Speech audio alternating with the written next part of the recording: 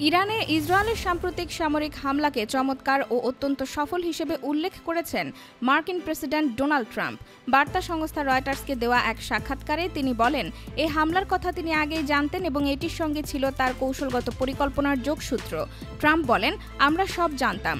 আমি ইরানকে ধ্বংসের হাত থেকে বাঁচাতে চেয়েছিলাম একটি চুক্তি হোক, যদিও কূটনৈতিক সমাধানের চেষ্টা করেও সফল হননি। তাই নেতানিয়াহুকে হামলা পিছিয়ে দিতে বললেও শেষমেশ সামরিক পথে অগ্রসর হয় ইসরায়েল। অপারেশন রাইজিং লায়ন নামে চালানো এই হামলায় ইরানের একাধিক পরমাণু স্থাপনায় আঘাত হানে ইসরায়েল। তেহরান সহ বিভিন্ন শহরে বিস্ফোরণ হয়।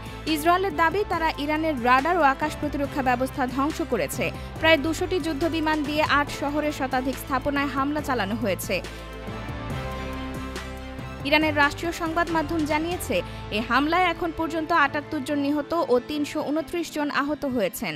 নিহতদের মধ্যে ৬ জন পরমাণু বিজ্ঞানী রয়েছেন। এই হামলার বিষয়ে ট্রাম্পের মন্তব্য মধ্যপ্রাচ্যে উত্তেজনার পারদ আরও বাড়িয়েছে। যদিও তিনি যুদ্ধ ছড়িয়ে পড়া নিয়ে সরাসরি কিছু বলেননি, তবে পুনরায় জানান, আমরা ইসরায়েলের সবচেয়ে বড় মিত্র। দেখা যাক কি হয়।